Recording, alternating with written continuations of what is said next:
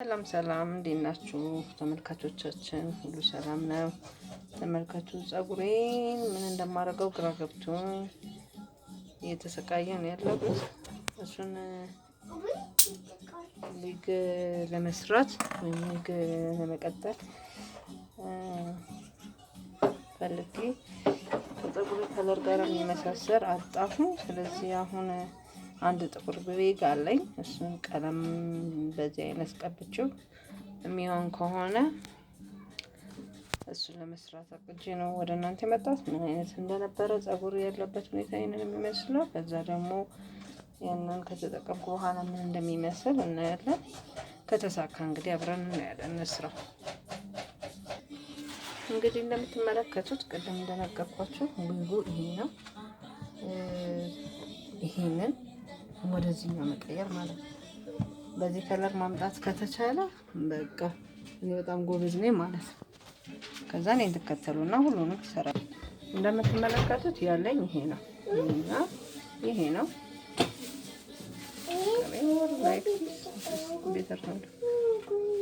ይሄ ነው ያለኝ። እነዚህ ናቸው። ኢቨን በጣም ትንሽ ነው እና ይሄንን ዊግ ተመለከታችሁት? ይሄ ነው ወደዚህ መቀየር ማለት ነው። ሌትስ ሲ ቱጌዘር።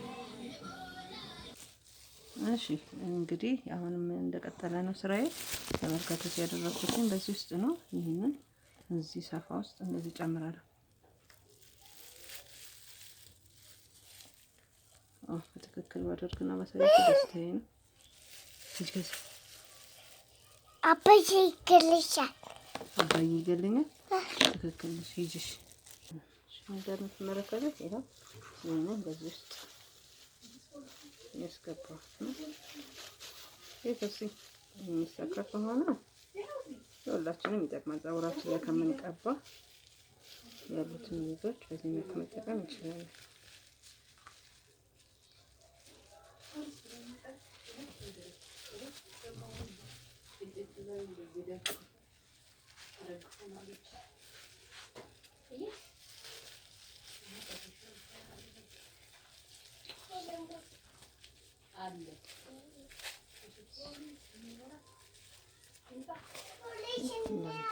አድርጌያለሁ።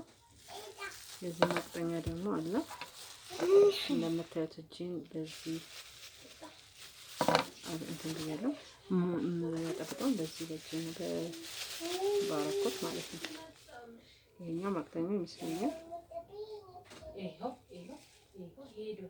whether it works or not, I am trying my best ማለት ነው።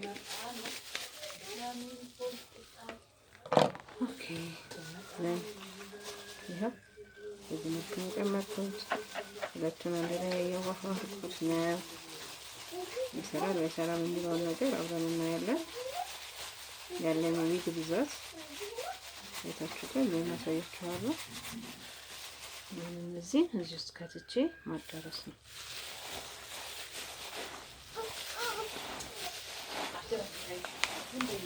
እና አከብሲን ከምዕራፍ 1 ጀምሮ ደርሷል። እንዳሳየኋችሁ እንግዲህ በሳፋው ላይ በደንብ አድርጌ አሻውት። ከዛ በኋላ በዚህ መልኩ በፌስታል አደረኩት። አሁን እዚህ ካክስ ውስጥ እየከተትኩት ነው። ካክስ ውስጥ በደንብ አድርጎ ለ20 ደቂቃ እንዲቆይ አድርጌ ሞልቼዋለሁ። ከዛ በኋላ ምን አይነት ከለር ሊይዝ እንደሚችል መጨረሻውን አሳያችኋለሁ።